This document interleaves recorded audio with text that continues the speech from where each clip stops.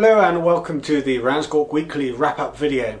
This has been a busy week in global markets and we're just going to take a moment to answer a couple of questions that you've sent into the desk this week.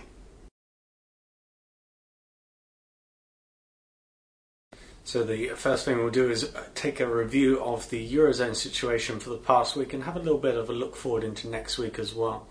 So this week we've seen the appointment of two new technocrat governments in Greece and Italy. So Greece appointed ex-ECB Vice President Papademos as their new head of state, and Italy appointed the Mario Monti as their new PM, replacing outgoing PM Berlusconi. And we also saw both PMs pass the initial vote of confidence, with Monti passing in the lower house today following the Senate approval yesterday. So both those governments are ratified now. In terms of what we're looking out for, this weekend sees Spanish elections. Spain has been in focus this week. Their yields have been under some particular pressure. So this weekend's elections are expected to bring the appointment of a new government, the centre-right party, to replace the outgoing Socialist Party of current PM Zapatero.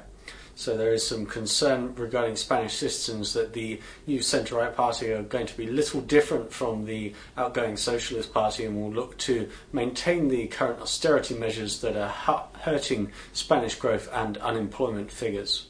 So elsewhere, in terms of further developments from the Eurozone, we have seen a gaining traction this week of the possibility of the ECB lending to the IMF. So this would be a way of avoiding the current treaty problems that would prevent the ECB from lending to peripheral nations. So by giving money to the IMF, it would be a way around this and could allow the ECB to intervene in the markets.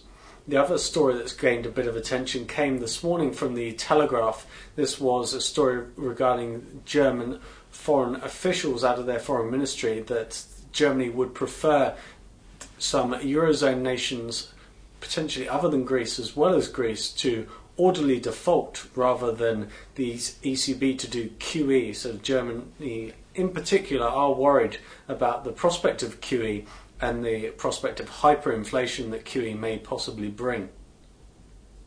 So in terms of what we're looking for next week is relatively quiet in terms of noted speakers and economic events, but it's likely that the core nations of France, Italy and Spain will remain in focus throughout the week, in particular the problem of their rising yields.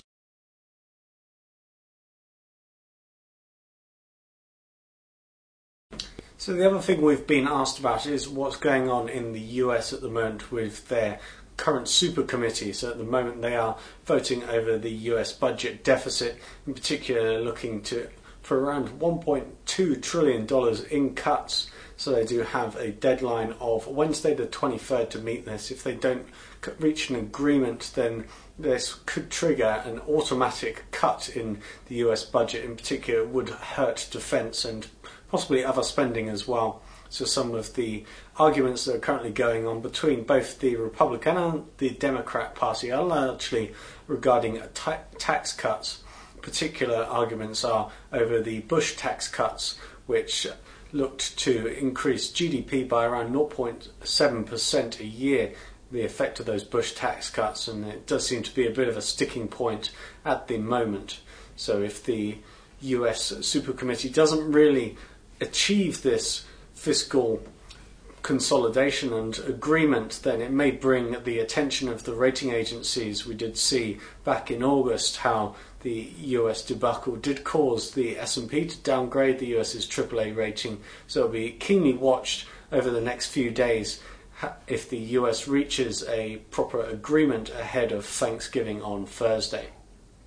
So elsewhere, in terms of next week, we do have a couple of key events in terms of US data. We have the University of Michigan Consumer Confidence to look out for, and we also have the minutes of the FOMC meeting from earlier in the month. This could be pretty key as to what the Fed will take in their next steps. We have seen a few hints in the last week or so regarding the possibility of further easing, particularly if the Eurozone deteriorates. So that's it for us for this wrap. We hope you've enjoyed it, and we hope you have a great weekend, and we'll see you again on Monday.